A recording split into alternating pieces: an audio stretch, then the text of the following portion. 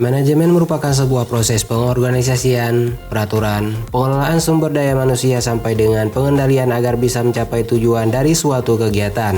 Manajemen itu sendiri sangat dibutuhkan dalam kehidupan sehari-hari, baik itu untuk kebutuhan pribadi apalagi bisnis. Manajemen juga bisa membuat bisnis Anda menjadi lebih berkembang, karena semuanya akan dijalankan secara struktural dan juga secara prosedural. Maka dari itu, adanya manajemen dalam suatu aktivitas atau kegiatan tentu akan sangat membantu Anda dalam menetapkan keputusan atau dalam mengambil kebijakan yang baik tentunya. Adapun fungsi dari manajemen itu sendiri sebenarnya sangat banyak, namun beberapa di antaranya akan coba kita bahas pada video ini. Namun seperti biasa, sebelum membahas lebih jauh satu persatu fungsi dari manajemen tersebut apa-apa saja, mohon bantu pengembangan channel ini dengan cara menekan tombol like di bagian bawah video ini, lalu subscribe ke channel ini bagi Anda yang belum. Nyalakan juga notifikasi agar selalu mendapatkan update video terbaru dari channel ini.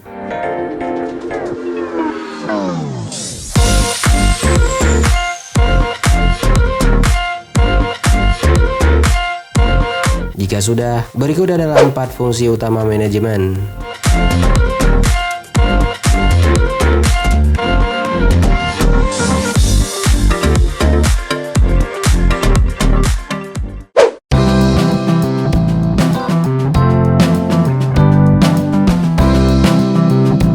Salah satu dari 4 fungsi utama dari sebuah manajemen yang penting adalah sebagai sebuah perencanaan atau sebuah planning. Karena memang manajemen ini berguna untuk memberikan arahan, koordinasi, dan juga pengendalian yang baik berdasarkan rencana yang sebelumnya sudah ditetapkan terlebih dahulu. Namun tentu dalam menjalankan proses manajemen tersebut, perencanaan yang telah dibuat tidak selalu harus mutlak dijalankan. Bisa saja perencanaan yang sudah dibuat tersebut berubah sesuai dengan situasi yang ada. Tapi perlu menjadi catatan di sini adalah sebuah perencanaan tetap penting untuk dijalankan. Dengan adanya sebuah rencana, pastinya bisa membuat semua yang ingin Anda kerjakan menjadi lebih terkonsep dengan baik, sehingga setiap pelaksanaan yang Anda lakukan nantinya akan memiliki patokan dasar yang baik, sehingga setiap stepnya menjadi lebih tertera dengan rapi. Karena dengan adanya rencana yang baik, nantinya akan memungkinkan tujuan dari organisasi atau perusahaan untuk bisa tercapai menjadi lebih tinggi. Selain itu, sebuah planning juga berguna untuk membuat strategi agar ketidakpastian bisa menjadi lebih terarah di masa yang akan datang.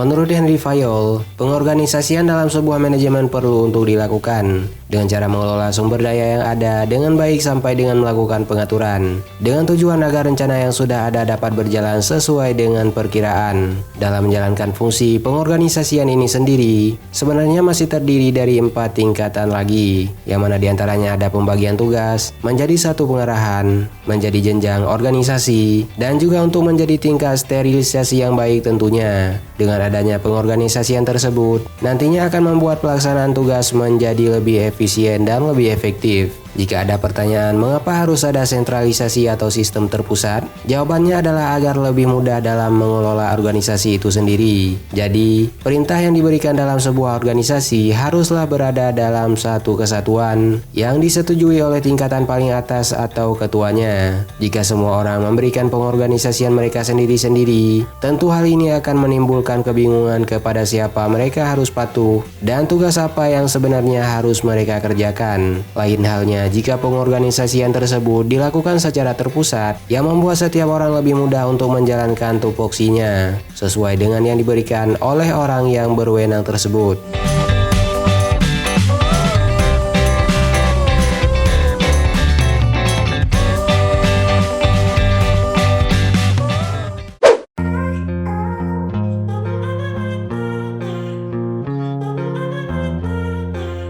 Kegunaan ataupun fungsi lain dari manajemen adalah sebagai pengarahan atau briefing. Karena seperti yang kita tahu, kalau pengarahan juga diperlukan untuk setiap kegiatan yang di dalamnya melibatkan banyak orang seperti organisasi ataupun perusahaan. Adapun fungsi dari manajemen pengarahan ini sendiri sebenarnya diberikan untuk memudahkan proses pelaksanaan tugas agar nantinya bisa berjalan sesuai dengan yang diharapkan. Pengarahan ini sendiri umumnya diberikan dari tingkat atas ke bawah, seperti dari manajer ke para karyawan di sebuah perusahaan. Arahan tersebut diberikan untuk sumber daya manusia yang di dalamnya termasuk anggota dari perusahaan atau organisasi tertentu. Dengan adanya briefing, nantinya akan meminimalkan resiko kesalahan yang dilakukan oleh para karyawan dalam bekerja. I won't stop till I hear him say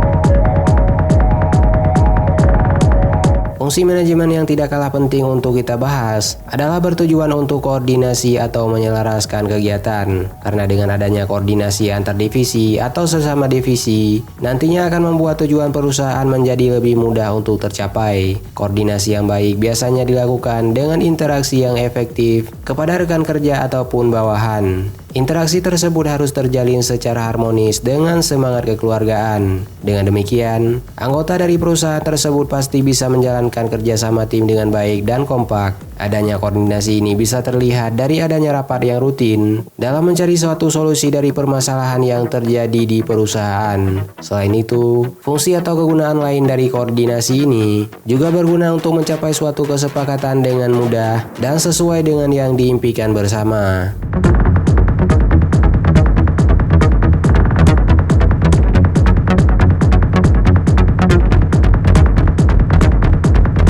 Itulah 4 fungsi utama manajemen yang berhasil admin rangkum dan bisa admin share untuk Anda pada video kali ini. Sebenarnya di luar dari keempat fungsi yang sudah admin sebutkan barusan, masih ada fungsi-fungsi lainnya dari sebuah manajemen sistem yang masih belum tersebutkan. Maka dari itu, bagi Anda yang punya pendapat yang berbeda atau ingin menambahkan, silahkan tuliskan saja dengan bijak pada kolom komentar di bagian bawah video ini. Tonton juga video 4 makanan khas Korea yang gampang untuk dimasak di rumah, 4 ide usaha yang cocok untuk pemula, 4 kelebihan prosesor AMD Ryzen untuk kebutuhan gaming, dan juga 4 ciri kerusakan pada kaki-kaki mobil di channel ini.